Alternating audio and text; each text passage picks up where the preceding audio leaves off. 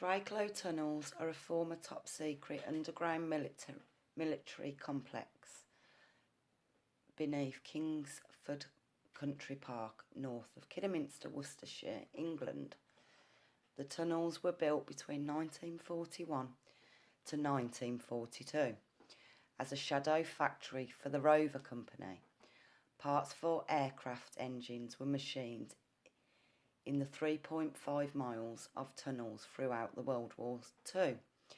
After the World War II, the tunnels began producing parts for tank engines until 1958, when the tunnels were handed over to the Military of Supply and later Ministry of Works. In 1961, the British Government converted half of the tunnels into a top-secret facility, designated Regional Seat of Goverment 9, R.S.G. 9. Drakelow, along with 12 other facilities scattered across the UK, formed a national network of highly classified nuclear bunkers that the British Government would operate the country from in the event of a nuclear war. In 1980, Drakelow was redesignated Regional Government Headquarters 9.2, RGHQ 9.2.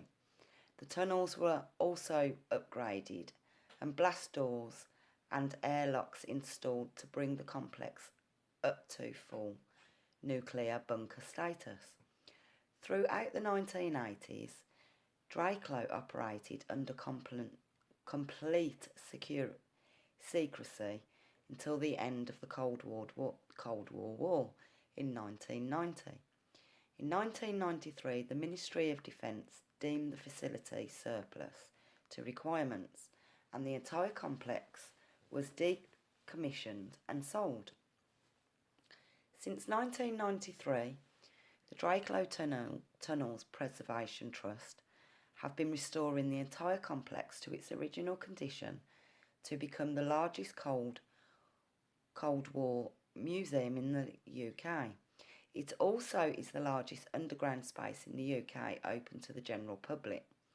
Open days and private tours are conducted of the World War II Rover shadow factory tunnels, 1960s R.S.G. and 1980s RGHQ nuclear bunker throughout the year. The complex is also available for filming, training and private functions. Friday the 20th of April 2018. Our investigation started at 9 p.m. and ended at 3 a.m. in the morning. As we entered the long eerie driveway up to the tunnel entrance, there was trees all at each side leading down to the tunnel door. It was the original location of the haunted house, guys. I seemed to be getting quite affected with this location. I had a heavy pressure in my head from the minute I woke up in the morning right into the event time. Sam also had a headache, the same, for over 5 days. There's definitely a feeling with this place. I knew I was being affected because several times things kept going wrong, and it was like something was trying to stop me from getting to the location. We fought every problem that came our way. We ignored how we felt. We fully protected ourselves, wearing snowflake obsidian. I can never say that word, guys. As I got closer to the entrance, I started to feel like I couldn't get my breath. As I opened the door, it totally took my breath for a second. I had to stand back and take a few deep breaths, and then I entered the tunnels. As we grouped up and started to walk around, we walked in the kitchen area. I seen a full figure walk casually into another room. Totally saw the back of him, it was glowing white. As I seen it, somebody else did. So it was good that somebody else seen the same thing as me. that's when you know that it is true what you've just seen. We all linked hands in a circle and protected ourselves. The group medium decided we should stay in the area because it was the most active area right now. As I was standing with my back to the area where I had seen this figure, just as the medium started to say he could see a man that looked like a monkey, really long arms, walking like a monkey in the middle of the circle. I started to feel cold air all around my feet and all behind me. As the cold air increased all over my body, it actually felt like somebody was standing behind me and putting their arms around me, crushing my chest. I started to feel like I couldn't breathe. As one of the team members said, "Are you feeling okay? It looks very strange in the area behind you." She came and stood in between me and my friend, and straight away our arms shot in the air as we were holding hands, and then flew back down again.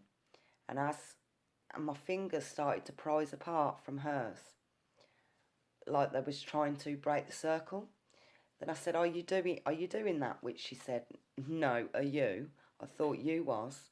And I asked her, "Please do not break the circle, whatever you do." This place is definitely spooky. It really does give you the spine chillers. As we split up into all separate groups and started to investigate in a smaller group, we went back to the kitchen area where I had seen the figure. It seemed to be where most of the activity was going on in. And as we set the laser grid pen up and aimed it at the tunnel directly opposite us, as the medium started telling us a brief story of what had been reported of happened in the area, and we were standing in, and why he thinks it's most active. There was a man, apparently a bully, and he had been bullying a female member of staff that was working in the kitchen. Finally, she snapped and stabbed him to death. The medium picked up that she had help off the males to cover up the body, like it had never happened, and removed every trace that he had ever been there. They never found his body. Could this be why he haunts this area for final justice, for the truth? As I was looking at the laser grid, I could see a glowing green light at the end of the tunnel. And no, it wasn't the laser, as it can't reach that far. The tunnels are 4 miles long. It's like an underground village down there. I could see a figure walking closer and closer, and as it got closer, I started to see a big, huge, long arms. It was walking very strange.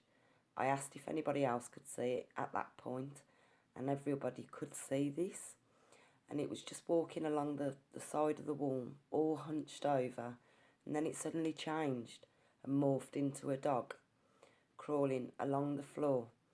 I had never seen anything quite like this. It definitely was not human at all. We could all hear motorbikes in the distance and laughing and talking and whistling in the area. It really was really active there. We went into another room. It had 3 rooms attached to it with beds in the corners. I took the thermal image pictures in before it completely got drained.